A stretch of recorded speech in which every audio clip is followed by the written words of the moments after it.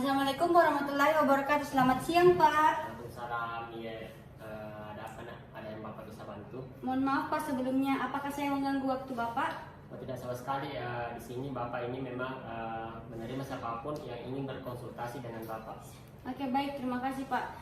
Jadi, kedatangan saya kemari karena saya ingin bercerita tentang ada gangguan dengan masalah belajar saya, Pak. Oh iya iya. Baik, sebelumnya ini dengan siapa ya? Jadi, nama saya Nurdian M, Pak. Oh, dengan Nurdian ini. Bagaimana kabarnya Nurdian pada hari ini? Ya begitulah, Pak. Oh gitu ya. Semoga baik saja. Nah, sebelumnya Bapak yang bertanya sebelumnya Nurdian pernah masuk dengan Bapak untuk melakukan konseling? Belum pernah, Pak. Oh iya, belum pernah ya. Jadi Bapak jelaskan dulu proses konseling yang akan kita lakukan. Nah, jadi proses konseling ini adalah pemberian bantuan di mana sekiranya kedepannya Bapak sebagai konselor dapat memberikan solusi atau membantu Nurdian M untuk menemukan solusi apa yang Nurdian M dapat ambil ke depannya terkait dengan permasalahan belajar yang sudah dijelaskan tadi. Nurdian bisa dijelaskan lagi terkait dengan detail permasalahan masalah belajar Nurdian tadi? Sebenarnya, Pak, saya ingin menceritakan sama Bapak, tapi saya takut, Pak, apabila saya menceritakan nanti masalah saya tersebar kemana-mana, Pak. Baik, jadi Bapak jelaskan dan perlu Nurdian ketahui bahwa di dalam proses konseling itu ada yang namanya asas kerahasiaan, di mana Bapak sebisa mungkin akan menjaga atau berusaha menjaga kerahasiaan terkait dengan permasalahan yang Nurdian M nanti jelaskan kepada Bapak. Dan juga di dalam konseling ini ada yang namanya asas kesukaraan. Jadi Nurdian dari sukarela datang ke sini untuk melakukan konseling. Sebelumnya, apakah Nurdian memang datang ke ruangan Bapak ini dengan sukarela tanpa ada paksaan lain? Saya ke sini atas dasar keinginan sendiri, Pak. Baik, demikian.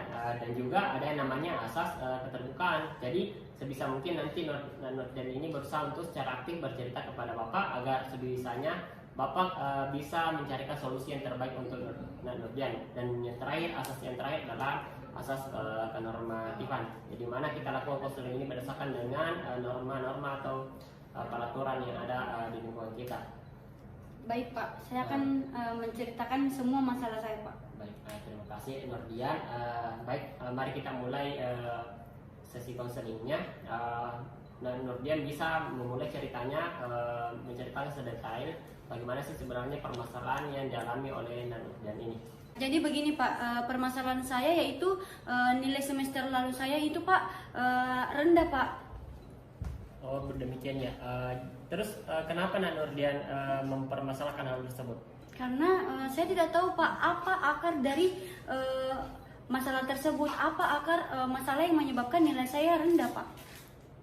Jadi Nurdian ini memiliki masalah yaitu semester lalu nilai ujiannya itu rendah, tetapi Nurdian tidak mengetahui atau tidak dapat mengidentifikasi akar permasalahannya itu dari mana sehingga menyebabkan nilai ujian semester sebelumnya itu rendah, begitu ya? Iya, Pak. Dan Nurdian ini ingin memperbaiki itu semua ya, memperbaiki nilai Nurdian yang rusak semester lalu. Betul sekali, Pak. Baik. Kemudian apa harapan Nurdian setelah melakukan konseling pada hari ini? Harapan saya yaitu nilai saya bisa kembali menjadi normal atau lebih meningkat dari sebelumnya. Terus saya juga berharap, Pak, saya bisa mengetahui apa akar dari permasalahan underscore saya, Pak. Baik, bagus sekali Nurdian, karena sebelumnya memang Nurdian sudah memiliki kemauan untuk berubah, yaitu memperbaiki termasuk kesalahan, mungkin terdapat kesalahan-kesalahan yang Nurdian lakukan sebelumnya sehingga menyebabkan nilai Nurdian ini rendah. Tinggal bagaimana Nurdian ini mengenali apa sih sebenarnya akar permasalahan yang dialami oleh Nurdian ini. Ya, Kemudian apa yang mendasari Nurdian sehingga untuk berubah? Apakah ada paksaan atau tuntutan dari orang lain? Selain dari kesadaran saya sendiri, Pak, saya juga merasa kasihan dengan orang tua saya, Pak, karena telah membiayai saya secara full, tetapi saya malah mendapatkan nilai yang kurang baik. bagus sekali Nurdian karena sudah memiliki kesadaran sendiri untuk berubah dan sudah merasa kasihan kepada orang tuanya. Itu akan memudahkan Nurdian untuk berubah secara full dan ingin mendapatkan nilai yang normal seperti yang dijelaskan tadi sebelumnya. Ya, Pak. Tinggal bagaimana Nurdian ini mengenali akar permasalahannya. Jadi intinya permasalahan Nurdian ini adalah nilai semester lalu yang rendah dan tidak mengetahui atau tidak bisa menganalisis apa sih yang sebenarnya pada diri saya yang salah sehingga menyebabkan nilai ujian saya itu rendah gitu ya. Ya, betul sekali, Pak. Baik, terima kasih Nurdian. Sekarang Bapak akan jelaskan beberapa penyebabnya mengapa seseorang itu memiliki hasil rendahnya hasil belajar pada siswa. Yang Bapak ketahui ya. Yang pertama itu menyangkut terkait dengan minat belajar, kemudian yang kedua adalah motivasi belajar, kemudian yang ketiga adalah bagaimana cara belajarnya. Nah, kurangnya motivasi dan minat belajar seperti tidak memiliki tujuan yang jelas dan spesifik, tidak tertarik dengan materi pelajaran, kemudian tidak memiliki minat atau hobi yang terkait dengan bidang studi yang Nurdian pelajari. Nah, kurangnya juga keterampilan atau cara belajar seperti tidak memiliki keterampilan belajar yang memadai, kesulitan mengorganisir waktu belajar, tidak tahu bagaimana menerapkan strategi belajar yang efektif. Itu juga merupakan salah satu penyebab yang menyebabkan para siswa mengapa bisa menyebabkan rendahnya hasil belajar pada siswa. Iya, Pak. Nurdian, setelah apa yang Bapak jelaskan tadi terkait dengan penyebab-penyebab rendahnya hasil belajar pada siswa, mungkin barangkali ada yang Nurdian sudah gambarkan di kepala Nurdian terkait dengan mungkin ini yang menjadi penyebab pada rendahnya hasil belajar pada Nurdian.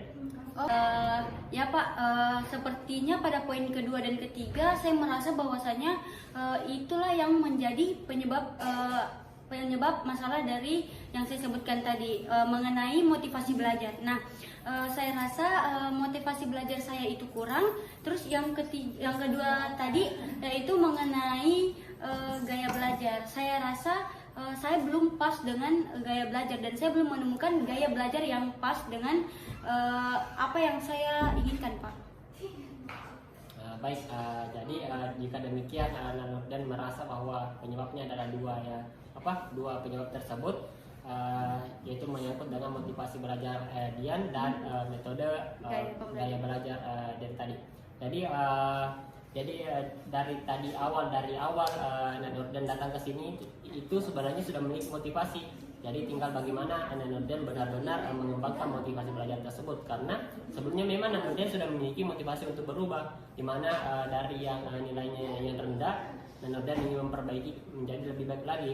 Kemudian yang perlu Nurdian perhatikan lagi adalah gaya belajar Nurdian dan juga bagaimana minat belajar Nurdian ke depannya nanti itu bisa Nurdian perbaiki. Nah, terkait dengan gaya belajar yang Nurdian sulit untuk pilih gaya belajar yang cocok, sebelumnya mungkin Nurdian sudah ketahui apa saja sih itu macam-macam gaya belajar?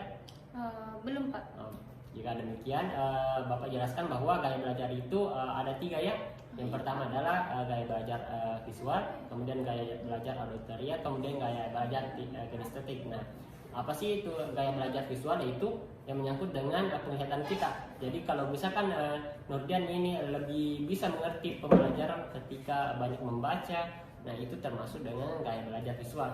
Jadi Nurdian bisa mencoba hal tersebut. Jika merasa cocok, nah Nurdian bisa lebih tingkatkan lagi karena itu akan merupakan metode belajar yang cocok untuk Nurdian.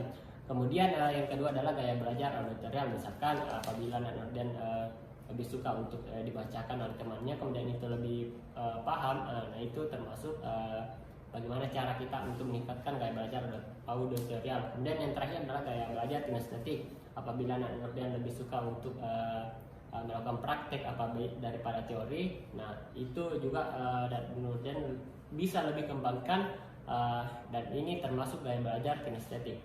Baik Pak, saya rasa bahwasannya metode pembelajaran yang cocok dengan saya yaitu kinestetik karena saya lebih suka belajar praktek langsung daripada belajar teori Pak. Baik, jika demikian Nurdian bisa lebih permantap ya terkait dengan gaya belajar yang Nurdian merasa cocok tadi, yaitu kinestetik. Jadi lebih perbanyak prakteknya daripada teorinya, tetapi jangan lupa untuk berlayar teorinya juga karena teori itu juga penting bagi Nurdian sendiri. Iya Pak. Baik, terima kasih atas solusi yang Bapak berikan. Saya akan melakukan atau melaksanakan solusi yang Bapak berikan kepada saya. Terima kasih banyak Pak. Baik, sama-sama Nurdian, karena terkait dengan solusi yang Bapak berikan tadi itu semua juga dikembalikan lagi kepada diri Nurdian.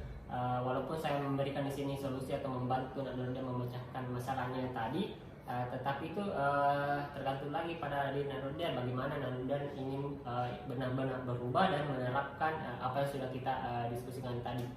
Dan jika demikian, karena Nurdian memang sudah merasa punya solusi, kita akhiri sesi konseling pada hari ini. Jika masih ada yang ingin ditanyakan, dan Nurdian bisa menghubungi saya langsung atau langsung datang ke ruangan Bapak ini. Baik Pak, terima kasih banyak Pak. Saya pamit dulu ya Pak. Baik. Assalamualaikum warahmatullahi wabarakatuh. Waalaikumsalam warahmatullahi wabarakatuh.